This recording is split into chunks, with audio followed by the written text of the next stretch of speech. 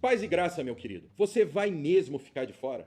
Eu tô liberando quase 100% de desconto em todos os cursos do Nascido de Novo para você que deseja sair do raso e se tornar um cristão mais íntimo de Deus. Aproveita essa chance única e libera seu acesso a todos os nossos cursos aqui do seminário por quase metade do preço, antes que a página com todos esses descontos saia do ar. É só tocar em Saiba Mais e garantir o seu acesso. Deus abençoe muito sua vida. Te vejo do outro lado. A primeira coisa que a gente tem que entender do Natal, até para entender a época que Jesus nasceu e essa descrição, é por que ele nasceu. Por que ele nasceu? Tem uma historinha que eu já contei à exaustão, mas eu acho que cabe contar aqui. Uma vez uma criancinha estava de noite na cama assim para dormir e a mãe foi saindo, apagou a luz. Aí o menininho falou assim: mamãe, volta, mamãe, tá escuro. Psst, vai dormir. Tá escuro, mamãe. Eu sei que tá escuro, mas Deus está com você, meu filhinho. E o menininho falou lá do berço assim: eu sei que Deus está aqui, mamãe, mas eu quero alguém com o rosto. Esse clamor da criança é o clamor universal da humanidade. Aliás, eu até brinco com os meus amigos ateus, e os ateus que estiverem nos assistindo, desculpem brincar com vocês, mas é sério. Se tem uma oração honesta que até um ateu pode fazer, é a seguinte: Senhor, que tu existas. Porque vamos convir, mesmo que você seja um ateu, você tem que admitir comigo, você pode não acreditar na existência de Deus, mas se Deus existir, é bom demais. Claro. Se o Deus que a Bíblia apresenta existir, eu posso virar para você, quando você descreve a perda da sua mãe, e olhar com o olho cheio de esperança e falar assim: não é perda. E uma coisa que eles não temporária. podem duvidar é que, por mais que eles não tenham esse relacionamento pessoal com Deus, de descobrir isso dentro do Espírito, porque isso só é traduzido dentro do Espírito. A gente não pode realmente revelar nenhuma face de Deus aqui a olho nu, né? Mas é porque Jesus, quando entra na história, ele divide em A, C e DC. Então, exatamente. Antes de Cristo você tem uma vida e depois de Cristo você tem a vida. E a própria história, a história não nega. A nossa história secular não nega que Jesus existiu. Então, assim, já tem aí um contraponto muito interessante, porque a gente não está falando aqui de questões religiosas, a gente está falando de história. E Jesus realmente, comprovadamente, em todos os... Aqui eu evito até falar a questão aqui, porque nós temos o maior arqueológico aqui, né? O arqueólogo aqui, já comecei gaguejando. Porque a gente realmente talvez não vai estudar nunca tudo e a oportunidade de pegar nos artefatos e tirar a poeira de cima e ler uma língua que a gente não estudou e entender os símbolos, entender a história. Eu não sei como o Rodrigo decora todos esses detalhes, né? Então... a gente talvez nunca vai conhecer esses detalhes todos que são tão ricos da história, né? Não é religião. A gente não está falando aqui de uma coisa que, eu acho que é isso porque eu acho bonito, né? Eu sou da poesia. A gente pode florear qualquer história que a gente quiser. E a poesia meio que ela decifra um sentimento que às vezes você não sabe explicar. Mas a arqueologia, ela explica uma coisa que, mesmo que você não acredite, existiu. Então, isso é bonito da entrada de Jesus na história. E ambos os dons, isso que é interessante. Não tem o dom maior ou melhor. Dons são dons.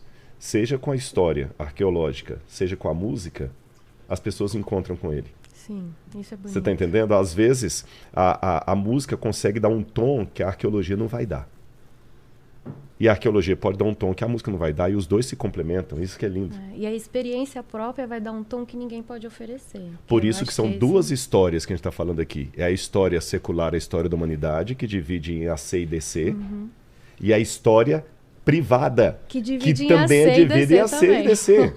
Conversa, tem muita gente nos assistindo aí, conversa com muita gente assim que entregou a vida a esse Cristo e o que ele era antes e o que ele se tornou depois. E ele conta exatamente sobre essa perspectiva. Não, antes de Jesus eu fazia isso. Eu era agora eu sou nova criatura.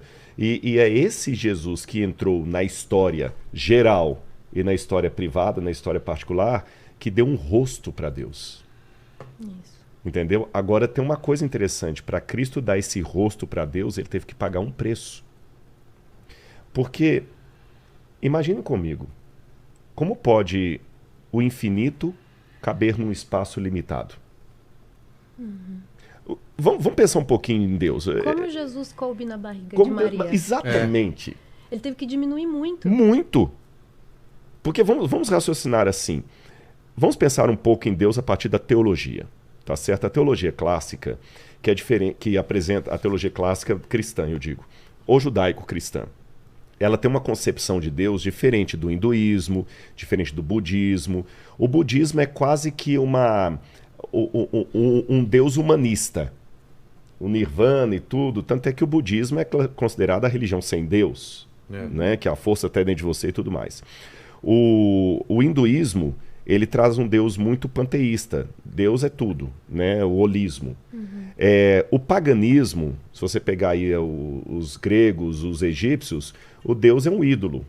É o Anubis, é o Osíris. Já é o contrário, faz um Deus para tudo. Um Deus né? para tudo. E um Deus personificado. Vai ter o Deus da música. Tanto que a palavra música vem de uma das deusas. Era uma das ninfas lá das musas. Era uma das musas. Tinha várias musas e uma das musas lá era a ninfa da musique, que virou a música. Então ele tinha Deus para tudo. Agora, a teologia judaico-cristã não. Ela entende Deus como Deus. Ele não é o universo, mas ele interage com o universo, mas ele é maior do que o universo.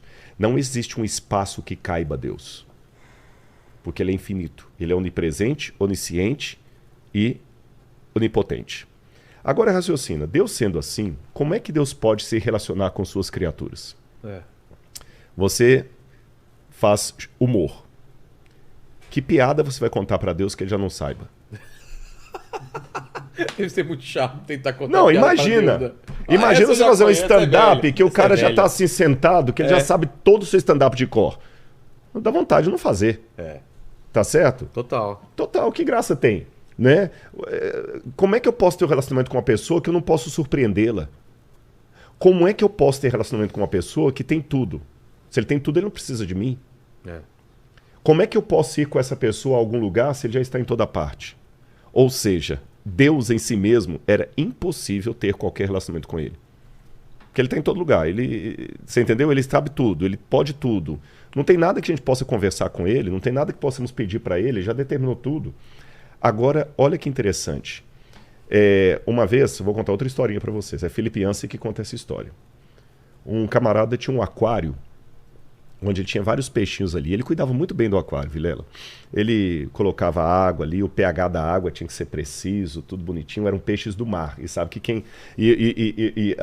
a Marcela ama animais. Gente... Tenho 3 galinhos, papagaio. Uma das coisas mais lindas que ela escreveu foi a história dela do passarinho, que ela cuidou e o passarinho morreu. Mais de 50 milhões de views do Facebook. Se fosse no YouTube, na época você tava rica. Acho que ele ficou mais famoso do que eu. Se fosse um vídeo do YouTube, você tava rica hoje, viu? Anu branco, que é carnívoro. Ela criou o bichinho, depois ele morreu, né? E foi um sinal que Deus me deu falando da morte da minha mãe. Ele morreu no dia 1º de abril, minha mãe morreu no dia 1º de julho. E foi triste, mas foi poético a maneira como ela lidou com tudo isso aí. Então, assim, imagina você agora, Thaís, além dos pássaros, das galinhas que ela tem lá, cachorro e tudo mais, ela resolver com o Samuel também ter um aquário de peixes do mar. Não é fácil cuidar de um aquário desse. Você tem que ter a salinidade da água, tudo preciso. Só que toda vez que o sujeito ia cuidar dos peixes, ele ficava frustrado, porque os peixes corriam dele. Ele ia colocar ração, os peixes fugiam. Ele ia trocar a água, era uma tortura para os peixes. Eles morriam de medo dele. Ele ficava frustrado. Ele falou, puxa, eu gosto tanto desses peixes, eu cuido tanto deles. Aí um amigo falou o seguinte, o problema é que você é Deus para eles. Ele falou, como assim? Você é grande demais. Eles têm medo de você porque você é muito grande. Muito poderoso. Muito poderoso. O único jeito que você tem de mostrar esses peixes o quanto você os ama sem eles fugirem de você é se você virar um peixe e cair dentro do aquário. Mas aí você também pode ser rejeitado. Porque você é pequeno demais para ser Deus. Aí a gente vai, Paulo explicando isso, foi o que Jesus fez. Por isso que Jesus se tornou Deus com o rosto. Quando a gente vai aqui no livro de Paulo aos Colossenses, Gálatas, Efésios, Filipenses, Colossenses, diz assim, ó. Colossenses capítulo... não, desculpa, é Filipenses. Filipenses capítulo 2, versículo 5. Filipenses 2, 5. Paulo fala assim, tenham entre vocês o mesmo modo de pensar de Cristo Jesus, que mesmo existindo na forma de Deus, não considerou o ser igual a Deus algo que deveria ser retido a qualquer custo. Pelo contrário, ele se esvaziou. Essa expressão em grego, esvaziou, kenosis, é como você pegar um copo d'água e derramar toda a água. Ele se esvaziou da sua divindade, assumindo a forma de servo, tornando-se semelhante aos seres humanos e reconhecido em figura humana. E ele se humilhou, tornando-se obediente até a morte e morte de cruz. Então Cristo, ele se tornou Deus, e como é que ele se tornou homem? Como ele fez para se tornar homem, sem perder os poderes divinos? Ele fez como alguém que tem um carro, imagina um Porsche. Tá. Eu tenho Porsche. Aí um belo dia você me vê andando com alguém na rua. Fala assim, Rodrigo, cadê o seu Porsche? Tá na garagem. E por que você está andando a pé nesse sol quente? É porque esse meu amigo aqui tem fobia de carro. E ele precisa muito conversar comigo, e o único jeito que eu tenho de conversar com ele é indo a pé com ele, porque ele não entra dentro de carro. Entendi. Eu perdi o meu carro? Não. Não. Eu deixei de ter um carro? Não. Mas eu também não estou fingindo que estou andando a pé. Eu, de fato, estou andando a pé. Cristo fez Nossa, que isso legal por essa nós. analogia. Ele pegou todos os atributos dele, a divindade dele, tudo, esvaziou, suspendeu, Trancou deixou na garagem, trancou se tornou um de nós, e honestamente ele pode fazer perguntas. Vilela, o que é que você quer que eu faça por você?